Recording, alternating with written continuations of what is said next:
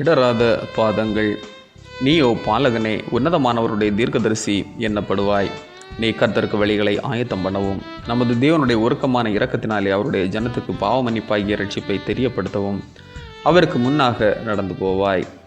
அந்த காலத்திலும் மரண இருளிலும் உட்கார்ந்திருக்கிறவர்களுக்கு வெளிச்சம் தரவும், நம்முடைய கால்களை சமாதானத்தின் வழியிலே நடத்தவும் அவ்விரக்தியினாலே உன்னதத்திலிருந்து தோன்றிய அருணோதயம் நம்மை சந்தித்திருக்கிறது என்றான்.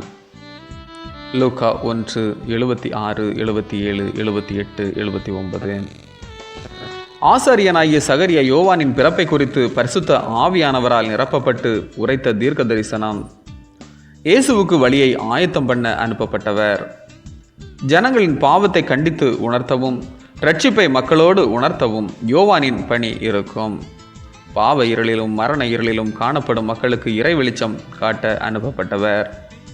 இறைவார்த்தை மூலமாக மக்களின் இருள் நீக்கி வெளிச்சம் கொடுக்க அனுப்பப்பட்டவர். இறைவார்த்தையாகிய இயேசுவுக்கு பாதையை செவ்வை பண்ணும்படியாக யோவானின் பணி காணப்பட்டது. அந்த காலத்திலும் மரண இருளிலும் உட்கார்ந்து இருந்தவர்களுக்கு வெளிச்சத்தை கொடுக்கிறது. சாவிலிருந்து வாழ்வுக்கான நம்பிக்கையை தருகிறது. இன்று சிறை மதிலுக்கு உள்ளாக பொல்லாத மனிதர்களின் தீவிரவாதத்தினால் மரண பயத்துக்குள் இருப்பவர்கள் ஏராளம்.